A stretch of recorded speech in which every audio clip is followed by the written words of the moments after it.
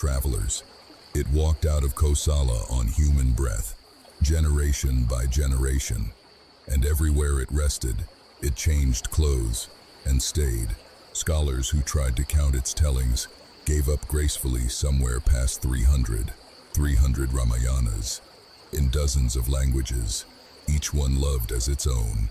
In the south, 12 centuries ago, the Tamil poet Kamban retold it in verses his tradition compares to the sea itself.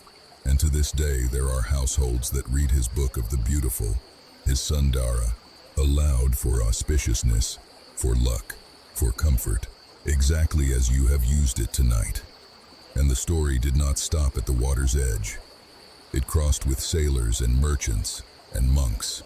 It became the national epic of Thailand, the Ramayanas, painted along the walls of the royal temple in Bangkok. And to this day, listener, every king of Thailand is crowned under the name Rama. A king named Rama reigns tonight, this actual night, while you are falling asleep. And in the stone galleries of Angkor, in Cambodia, the largest religious monument on earth, carries the battle you just heard. The bridge, the arrows, the fall of the 10-crowned king, carved shallow in sandstone 900 years ago. Wave upon wave of monkeys and chariots held mid-motion in the moonlight. Patient, as only stone is patient.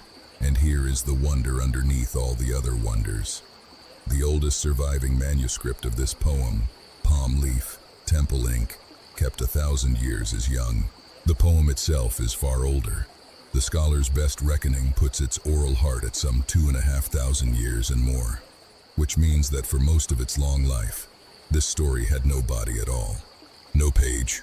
It lived the way it is living right now, this minute, in your room, as a voice in the dark, passing from someone who knew it to someone falling asleep, grandmothers to children, singers to villages, one telling kindling the next, an unbroken relay of human voices longer than most empires, of which tonight is simply the newest link.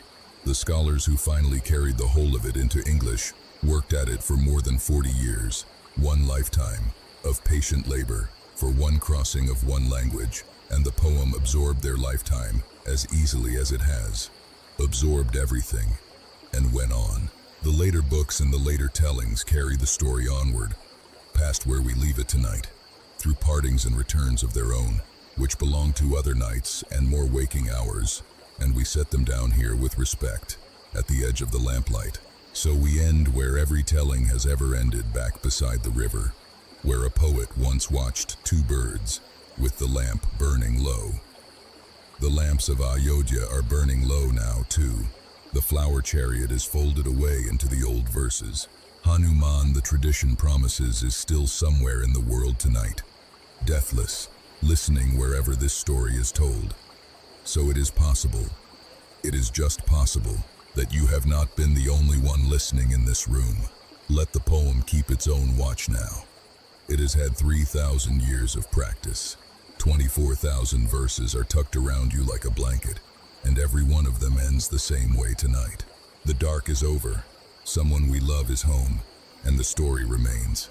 And on this river, on other nights, other stories are waiting. Good night.